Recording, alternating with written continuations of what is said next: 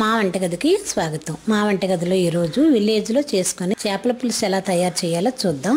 దానికి కావలసిన పదార్థాలు ఇవి. విలేజ్లో అమ్మే చేపలు. చిన్న చేపలు 1/2 కిలో, కొత్తిమీర 1 టీ స్పూన్, టమాటా 1, పచ్చిమిర్చి 4, ఉల్లిపాయలు 3, జీలకర్ర 1 టీ స్పూన్, అల్లం వెల్లుల్లి పేస్ట్ 1 టీ స్పూన్, చింతపండు రసం 1 కప్పు, ఉప్పు రుచికి తగినంత, కరివేపాకు 2 టేబుల్ స్పూన్లు, కారం 2 టీ స్పూన్లు, పసుపు 1/2 teaspoon, garam masala 1 teaspoon, నూనె 5 టేబుల్ స్పూన్లు.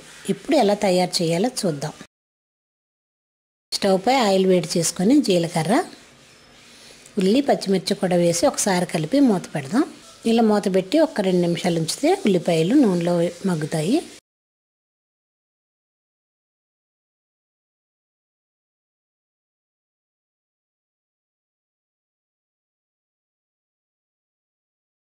ఒక నిమిషం అయిన తర్వాత మూత తీసి దీనిలో 1 టేబుల్ స్పూన్ అల్లం వెల్లుల్లి పేస్ట్ కూడా వేసి, టేబుల్ స్పూన్ అల్లం వెల్లుల్లి పేస్ట్ వేసి కలిపి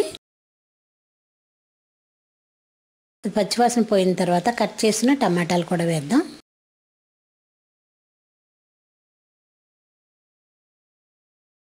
ఇప్పుడు దీన్ని మూత పెట్టి 1 నిమిషం ఉంచితే టమాటాలు మగ్గుతాయి. మూత తీసి దీనిలో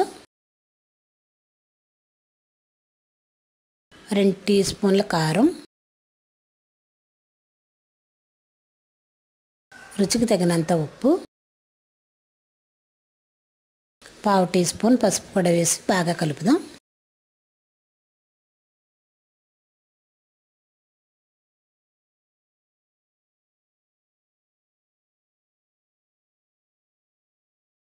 ఇప్పుడు దీనిలో ముందుగా తీసి రెడీ చేసుకున్న చింతపండు రసం వేద్దాం. వేసి ఒకసారి కలిపి మరి 1 కప్పు నీళ్లు కూడా పోద్దాం.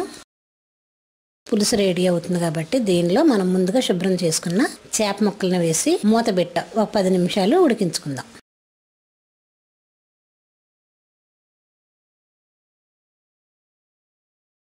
పల్లెటూరులో ఇలా చిన్న చేపలు విరివిగా దొరుకుతాయి. వాటిని పల్లెటూరులో ఇలానే వండుకుంటారు.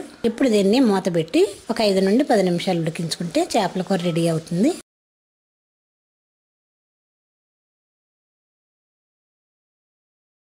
ఇప్పుడు మూత తీసి దీనిలో కొత్తిమీర, కరివేపాకు, గరం మసాలా కూడా వేసి ఒకసారి కలిపి మూత పెట్టి స్టవ్ ఆఫ్ చేసుకుందాం. ఇవి నెమ్మదిగా కలిపి మూత పెట్టి స్టవ్ ఆఫ్ చేసుకుందాం. ఇప్పుడు ఇలా రెడీ అయిన కర్రీని వేరే బౌల్లో తీసుకొని సర్వ్ చేద్దాం.